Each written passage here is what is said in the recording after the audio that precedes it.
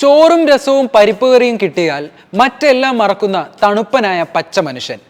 മനസ്സിലുള്ളതെല്ലാം ഒരു മറയുമില്ലാതെ അയാളുടെ മുഖത്തും വാക്കുകളിലും വായിച്ചെടുക്കാം. ഒറ്റമുറി വീട്ടിൽ നിന്ന് കയറി വന്ന അയാൾ ക്രിക്കറ്റിന്റെ പൂമുഖത്ത് ചാരുകസരയിട്ടിരിക്കുമ്പോഴും തനി നാടനാണ്. ഇന്ത്യൻ ക്രിക്കറ്റിന്റെ സമീപകാല നേട്ടങ്ങൾ രോഹിത് ശർമ്മ എന്ന നായകന്റേത് കൂടിയാണ്. അരികിലെത്തിയിട്ടും തൊടാനാകാതെ അകന്നുപോയ കിരീട നഷ്ടങ്ങളിൽ അയാൾ പൊട്ടിക്കരഞ്ഞിട്ടുണ്ട്.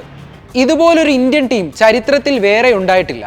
വെറും 8 മാസം മുമ്പാണ് തുടർച്ചയായ 10 മത്സരങ്ങൾ ജയിച്ച ടീമിന് ഏകദിന ക്രിക്കറ്റിന്റെ ഫൈനലിൽ കാലിടറിയത്. അന്ന് മുഖം കുനിച്ച് വിതുമ്പിയ അതേ നായകന് കീഴിലാണ് T20 ലോകകപ്പിനെ നേരിട്ടത്. 2 ലോകകപ്പുകളും ആ നായകൻ അർഹിച്ചിരുന്നു. ഇന്ത്യക്കായി ഈ ലോകകപ്പിൽ കൂടുതൽ റൺസ്, ഉയർന്ന സ്കോർ, അർദ്ധ സെഞ്ചുറി, 6, 4 എല്ലാം രോഹിത്തിന്റെ പേരിലാണ്. നാഗ്പൂരിലെ ഗോഡൌൺ സൂക്ഷിപ്പുകാരനായ അച്ഛന് നല്ല ആഹാരം വാങ്ങിക്കൊടുക്കാൻ പറ്റാത്തതോടെ മൂത്തവനായ രോഹിത്തിനെ മുംബൈ ദാബയിൽ അപ്പുപ്പന്റെയും അമ്മുമ്മയുടെയും അമ്മാമാരുടെയും അടുത്തേക്ക് എത്തിച്ചു. ഒരു മുറിയിൽ 5ഉം 6ഉം ആളുകൾ കിടന്നിരുന്ന ആ കുടുംബത്തിൽ നിന്നാണ് ഇന്നത്തെ ഇന്ത്യൻ നായകൻ വളർന്നത്. ദിനേശ് ലാദ് എന്ന കോച്ചിന് കീഴിൽ അയാൾ മികച്ച ക്രിക്കറ്ററായി ആദ്യ T20 ലോകകപ്പിൽ യുവരാജ് സിംഗ് ഒരു ഓവറിൽ 6 സിക്സർ അടിച്ച മത്സരത്തിലായിരുന്നു രോഹിത്തിന്റെ T20 അരങ്ങേറ്റം. അന്ന് 7ാമനായിരുന്ന പയ്യൻസിന് ബാറ്റ് ചെയ്യാൻ അവസരം കിട്ടിയില്ല. 20കാരന്റെ അരങ്ങേറ്റം ആരും ഓർക്കാതെ പോയി. പക്ഷേ ദക്ഷിണാഫ്രിക്കയുമായുള്ള ഗ്രൂപ്പ് മത്സരത്തിൽ 3-33 എന്ന തകർച്ചയിൽ നിന്ന് ഇന്ത്യയെ കരകയറ്റിയത് രോഹിത്തിന്റെ 40 പന്തിലെ അർദ്ധ സെഞ്ചുറി ആയിരുന്നു.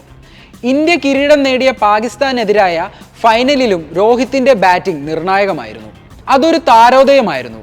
2011 ലോകകപ്പിനുള്ള ടീം പ്രഖ്യാപനം 15 അംഗ ടീമിലെ 14 പേരും ആരൊക്കെയെന്ന് ഉറപ്പായിരുന്നു. ആ 14ൽ രോഹിത് ഉണ്ടായിരുന്നു. അശ്വിനും പീയൂഷ് ചൗളയും പ്രഗ്വാൻ ഓജയുമായിരുന്നു 15ാമനാകാൻ മത്സരിച്ചത്. അശ്വിൻ എന്ന സ്പിന്നറെ വിട്ടുകളയാൻ മാനേജ്മെന്റിന് മടിയായിരുന്നു. അയാൾ ടീമിൽ കയറി. പിന്നെ സ്പിന്നർ കൂടി വേണമായിരുന്നു. പീയൂഷ് ചൗള ടീമിലെത്തി. രോഹിത് പുറത്തേക്കും. ഉറപ്പിച്ചിരുന്ന സ്ഥാനം പോയത് രോഹിത്തിനെ തകർത്ത് കളഞ്ഞു. അയാൾ വീണ്ടും ഒറ്റമുറിയിൽ ഒതുങ്ങി. യുവരാജ് സിംഗും അഭിഷേക് നായരുമാണ് രോഹിത്തിനെ വീണ്ടും ട്രാക്കിലെത്തിച്ചത്. ആ തിരിച്ചുവരവ് അയാളെ ഇന്ത്യൻ നായകനോളം വളർത്തി. രോഹിത് എന്ന നായകൻ വ്യത്യസ്തനായിരുന്നു.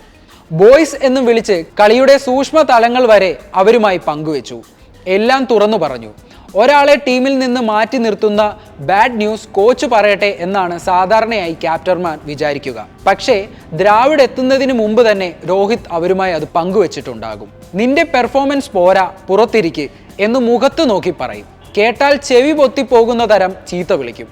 തൊട്ടടുത്ത നിമിഷം ചീത്ത കേട്ടവരുടെ തോളിൽ കൈയിട്ട് നടക്കുകയും ചെയ്യും. ഈ ലോകകപ്പിൽ ഓസ്ട്രേലിയക്കെതിരായ മത്സരത്തിൽ മിച്ചൽ മാർഷന്റെ ക്യാച്ച് എടുക്കാതിരുന്ന ഋഷഭ് പന്തിനോട് ശോഭിക്കുന്നത് കണ്ടു. തൊട്ടു പിന്നാലെ നടന്ന സെമിയിൽ ഇംഗ്ലണ്ടിന്റെ മോയിൻ അലിയെ അപ്രതീക്ഷിതമായി സ്റ്റംപ് ചെയ്ത ഋഷഭിനെ ലാളിക്കുന്ന രോഹിത്തിനെയും കണ്ടു. പുതിയ കാല ക്രിക്കറ്റ് വ്യക്തിഗത നേട്ടങ്ങളുടേതല്ല, ടീം പെർഫോമൻസിൻ്റെതാണെന്ന തത്വശാസ്ത്രം രോഹിത് നടപ്പാക്കി. സെഞ്ചുറിയും അർദ്ധ സെഞ്ചുറിയും അയാളെ മോഹിപ്പിച്ചില്ല. മോഹിപ്പിച്ചത് ലോകകപ്പ് മാത്രമായിരുന്നു. ആ സ്വപ്നം ജൂൺ 29 ശനിയാഴ്ച തണുപ്പുള്ള ആ രാത്രിയിൽ പൂർത്തിയായി.